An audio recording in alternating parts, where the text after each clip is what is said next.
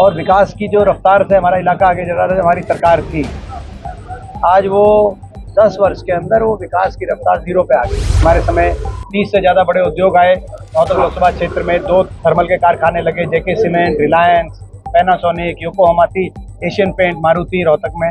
हमारे समय बाईपास बने, झज्जर का बाईपास, बादली का बाईपास, रोहतक का बाईपास, महम का बाईपास, कलानौर का बाईपास। मगर शायद ये देश के एकमात्र ऐसे उम्मीदवार के रूप में आए हों जिन्होंने धन्यवादी दौरा ही नहीं किया। रोहतक लोकसभा क्षेत्र देश के विकास के मानचित्र पे रोहतक लोकसभा क्षेत्र का स्थान बने, ये हमारा लक्ष्य है। डोर टू डोर कर रहे हैं। मैं समझता हूँ कि आज हरियाणा का हर वर्ग परेशान है और यही हालात हमारे इलाके के भी हैं। रिकॉर्ड बेरोजगारी का आलम है। महंगाई से हर व्यक्ति परेशान है। कानून व्यवस्था चौपट हो गई। बेरी के अंदर बहुत से लोगों को अपराधियों द्वारा फिरौतियों आदि की फायरिंग हुई। यहाँ पे फिरौतियों कॉल आई तो व्यापारी उस बात से परेशान है, आर्थिक मंदी से परेशान है। और विकास की जो रफ्तार से हमारा इलाका आगे चल रहा था, हमारी सरकार थी, आज वो 10 वर्ष के अंदर वो विकास की रफ्तार जीरो पे आ गई। उदाहरण के तौर पे हमारे समय मेट्रो बनी, इन्होंने मेट्रो आगे नहीं बढ़ाई। हमारे समय रेल की लाइनें बिछी, कोई नई रेल की लाइन नहीं। हमारे समय 30 से ज़्यादा बड़े उद्योग आए। रोहतक लोकसभा क्षेत्र में 2 थर्मल के कारखाने लगे, JK cement, Reliance, Panasonic, Yokohama, Asian paint, Maruti Rohtak में 30 से ज़्यादा बड़े उद्योग आए। इनके समय एक भी उद्योग नहीं आ पाया। इसी प्रकार से हमारे समय 18 शहरों के हमारे समय बाईपास बने, झज्जर का बाईपास, बादली का बाईपास, रोहतक का बाईपास, महम का बाईपास, कलानौर का बाईपास, बेरी का बाईपास, बेरी का पेरिफेरल रोड वो जो है मंजूर है और उस टाइम का मंजूर है। उस टाइम का पेरिफेरल रोड मंजूर है, लेकिन आज तक उसका जो है उसके सूचकवास का उस टाइम मंजूर है, लेकिन आज तक हमारे समय 18 बाईपास बने। इनके समय जो हमारे बने बनाए जो मंजूर शुदा बाईपास थे वो भी 10 साल में नहीं बन पाए। कोई नया काम, कोई शिक्षा का संस्थान आया नहीं। उस समय 250 से ज़्यादा शिक्षा के नए संस्थान अपने क्षेत्र में, जैसे 50 से ज़्यादा उच्च शिक्षा के संस्थान और 200 के करीब नए स्कूल बने। लेकिन इस समय तो स्कूल, ना एक सरकारी स्कूल बना, ना कोई नई यूनिवर्सिटी, ना एक नया कॉलेज, ना नई ITI। ये विकास की पटरी से उतर गया हमारा इलाका। तो ये सारी समस्याएं लोग बता रहे हैं। कहीं PPP की बात आती है, कहीं फैमिली ID की बात आती है, कहीं पहचान पत्र की बात आती है, कहीं भ्रष्टाचार, व्यापक भ्रष्टाचार की बात आती है, कहीं बेरोजगारी की बात आती है, कहीं रिकॉर्ड महंगाई की बात आती है, आर्थिक मंदी की बात आती है, कानून व्यवस्था की बात आती है। और सबसे बड़ी बात है कि सरकार ने ध्यान सुध भी नहीं ली, लोगों की कोई सुध नहीं ली 10 साल। ये एक सबसे बड़ा चुनाव का गठबंधन टूटने से 6 महीने पहले आपने कह दिया था कि बीजेपी और JJP का एक और समझौता होगा, और अब दुष्यंत चौटाला भी आक्रामक कह रहे हैं कि मेरा भी दिल करता है कि मैं भाजपा का विरोध करूं। नायब सिंह सैनी भी दुष्यंत चौटाला पर आक्रामक दिखे, तो वो भविष्यवाणी आपकी सही साबित होती दिख रही है कि ये तो शुरू से ही तय था, ये हमने कह दिया था। समझौते के साथ समझौता तोड़ा गया, ये मैं कह चुका था और ये बात सबके सामने आ गई। अरविंद शर्मा का कल का ग्रामीण क्षेत्र का दौरा था, जहाँ भीड़ पहुंची नहीं तो कहीं पे भीड़, जहाँ लोग पहुंचे तो विरोध करने के लिए पहुंचे कि 5 साल तक यहाँ गाँव दिखाया नहीं। देखिए, ये बढ़िया एक आपको ताजुब होगा इस बात का कि हमने ऐसे तो लोकसभा के अंदर ऐसे तो हमने कई सांसद मैंने देखे, इनको उल्हाना रहता था कि जी आप एक बार धन्यवादी दौरा करके फिर दोबारा नहीं आए। मगर शायद ये देश के एकमात्र ऐसे उम्मीदवार के रूप में आए हों जिन्होंने धन्यवादी दौरा ही नहीं किया।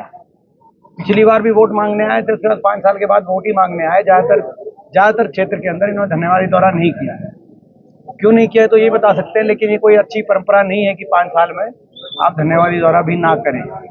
पहला ही ऐसा उदाहरण, परंपरा की बात है कि अगर 5 साल आप सांसद हो, कोई आपके पास देते नहीं हो तो डेली में आज तक कोई धर्मशाला, कोई मंदिर 5 रुपये। ये भी तो काम ना काम किए, ना जो आवागमन होना चाहिए लोगों के बीच में, जो आना जाना चाहिए, तो लोगों के बीच में आए गए नहीं, तो लोगों के काम भी नहीं हुए। तो ये एक दुर्भाग्य है, मगर कि ऐसे उम्मीदवार को भाजपा के प्रत्याशी के रूप में आए हैं। नाम पर वोट मांगने वालों को क्या अब हम तो हमारा मुद्दा काम है, हमारी काम है, हमारी कार्यशैली है, जो इस रूप से हमने क्षेत्र को आगे बढ़ाया था और आगे भी बढ़ाएंगे। हमारा एक लक्ष्य है कि ये रोहतक लोकसभा क्षेत्र दिल्ली के एक तरफ लगता है। दिल्ली के दक्षिण में गुड़गांव लोकसभा क्षेत्र लगता है, दिल्ली के पूरब में नोएडा है, तो दिल्ली के पश्चिम में रोहतक लोकसभा क्षेत्र।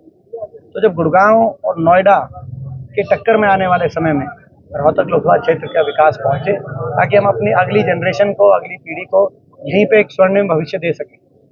और इसी सोच के साथ हमने अपने जब अवसर मिला तो 10 वर्ष अपने क्षेत्र को ऊपर उठाने के लिए भरसक प्रयास किए थे, जो आज भी आपको इलाके में दिखाई दे रहे हैं।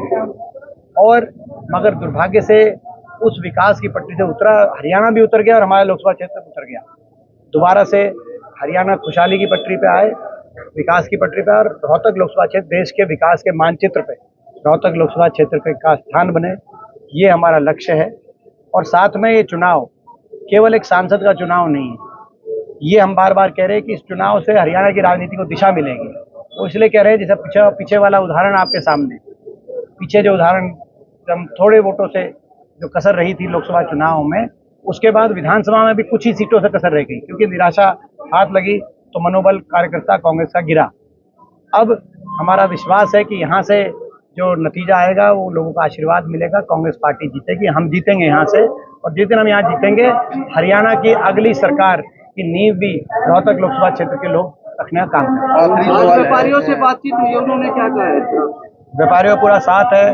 व्यापारियों में जो आर्थिक मंदी है, जो आज असुरक्षा की एक भावना, जो कानून व्यवस्था आज जिस तरह से चौपट हो गया, एक दोबारा से फिरौतियों का जमाना दोबारा आ गया, फायरिंग का जमाना दोबारा आ गया, गैंग्स दोबारा आ गए, जो है मैं समझता हूँ माफिया दोबारा पनप गया।